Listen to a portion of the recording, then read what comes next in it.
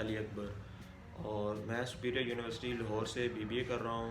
اور آج میں جس ٹاپک کے اوپر بات کروں گا وہ ہے یمن اور سعودی عرب کشیدگی.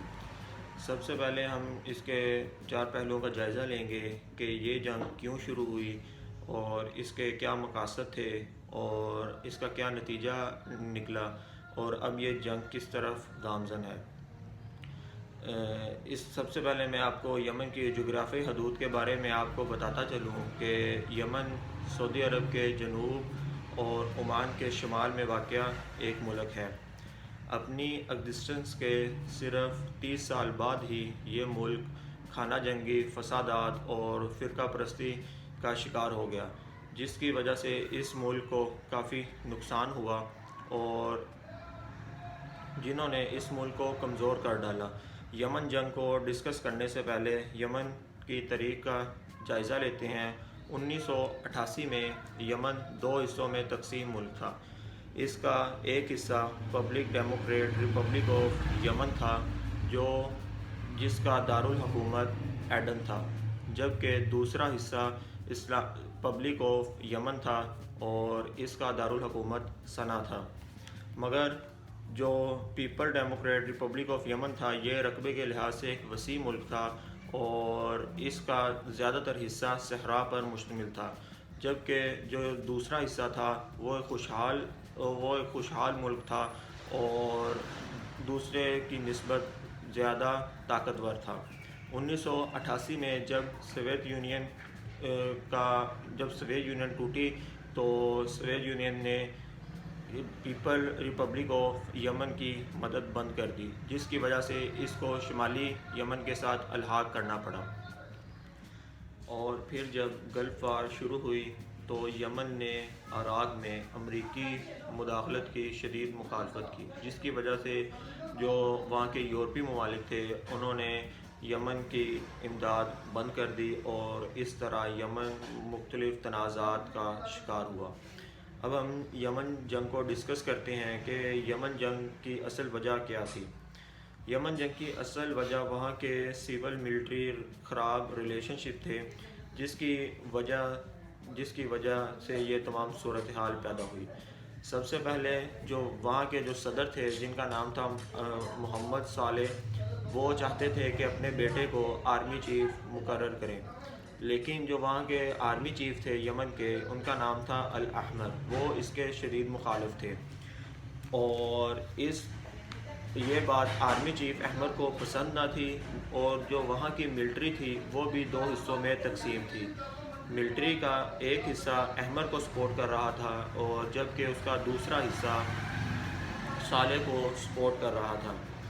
سن 2011 میں عرب سپرنگ شروع ہوئی اور یمن میں سول ملٹری لڑائی بھی اپنے عروج پر تھی.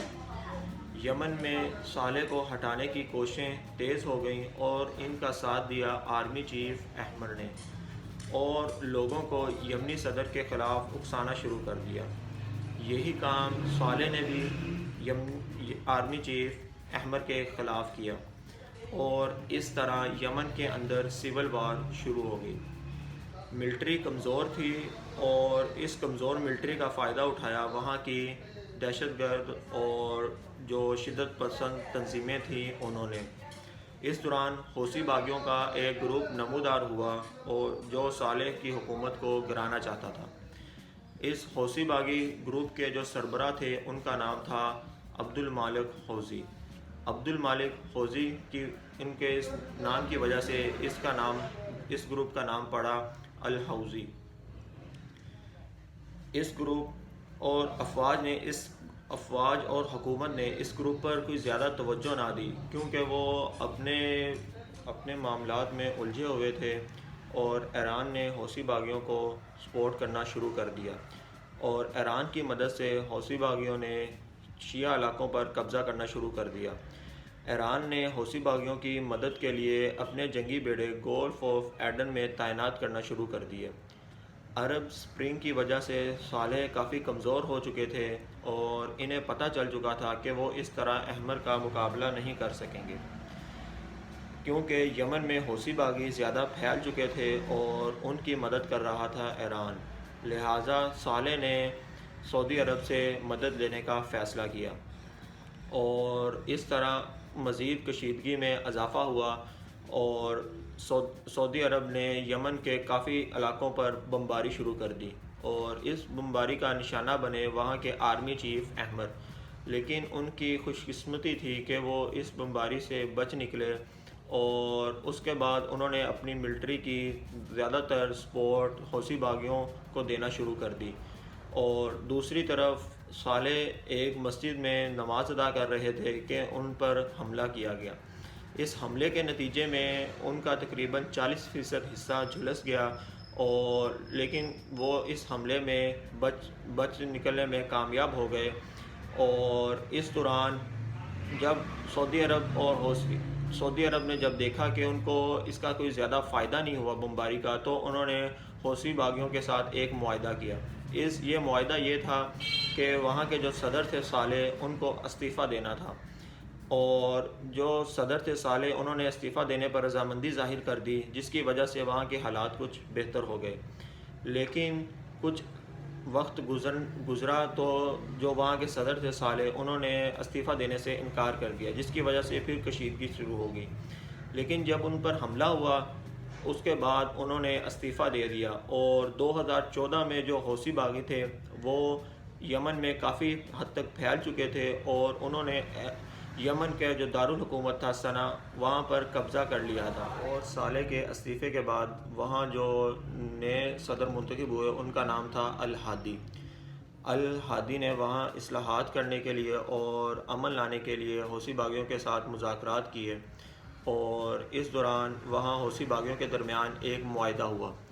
یہ معاہدہ کیا تھا؟ یہ معاہدہ یہ تھا کہ وہاں حوثی باغیوں کو حکومت کے اندر اہم عہدے دیے جانے تھے، اس کا اعلان کیا گیا، اور اس معاہدے کے بعد یمن میں تھوڑی حد تک صورتحال بہتر ہوئی۔ لیکن الہادی جو تھے وہ آرمی چیف جو تھے ان کو وہاں کا وزیر اعظم بنانا چاہتے تھے، جبکہ جو حوثی باغی تھے انہوں نے اس کی شدید مخالفت کی، کیونکہ وہ چاہتے تھے کہ وہ اپنا ایک آرمی چیف وہاں منتخب کریں، اور اس بات کو وہاں کے جو صدر تھے الہادی وہ شدید ناپسند کرتے تھے، اور انہوں نے اس کی مخالفت کی۔ اس مخالفت کے بعد وہاں پر دوبارہ جھڑپیں شروع ہو گئیں، اور حالات مزید کشیدہ ہو گئے۔ ان حالات کو دیکھتے ہوئے الہادی نے استعفیٰ دینے کا اعلان کر دیا۔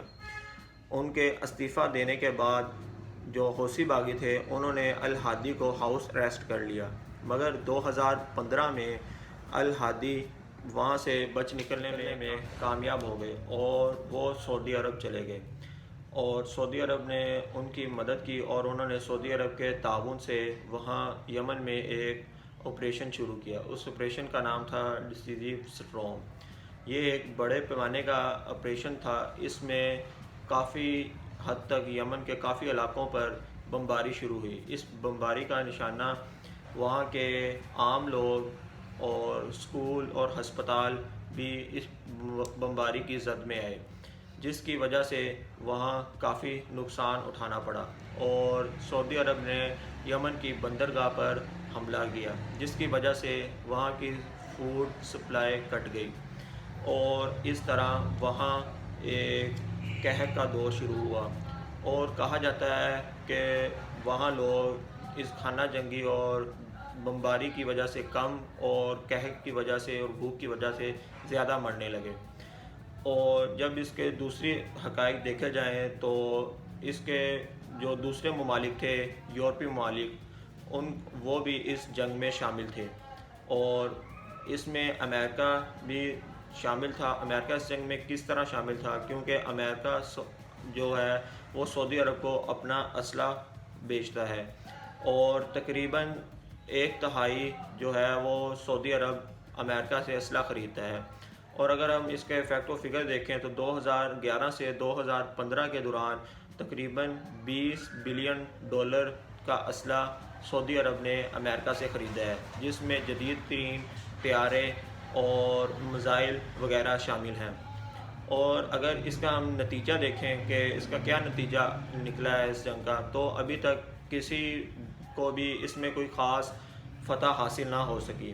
اس میں تقریباً 50,000 کے قریب یمنی مارے جا چکے ہیں اور 5,000 سعودی مارے جا چکے ہیں، اور تقریباً 3 لاکھ سے زیادہ لوگ متاثر ہوئے ہیں، اور اس جنگ کا کوئی اختتام ہمیں نظر نہیں آ رہا، کیونکہ حوثی باغی یمن میں چھائے ہوئے ہیں اور سعودی بمباری کا ان پر کوئی اثر نہیں ہو رہا۔ آج تک کے لیے اتنا ہی۔ مزید ویڈیو دیکھنے کے لیے آپ ہمارا چینل سبسکرائب کریں، اور اگر آپ کو ہماری یہ ویڈیو پسند آئی ہو تو اس کو لائک کریں اور اپنے دوستوں کے ساتھ شیئر کریں۔ اللہ حافظ۔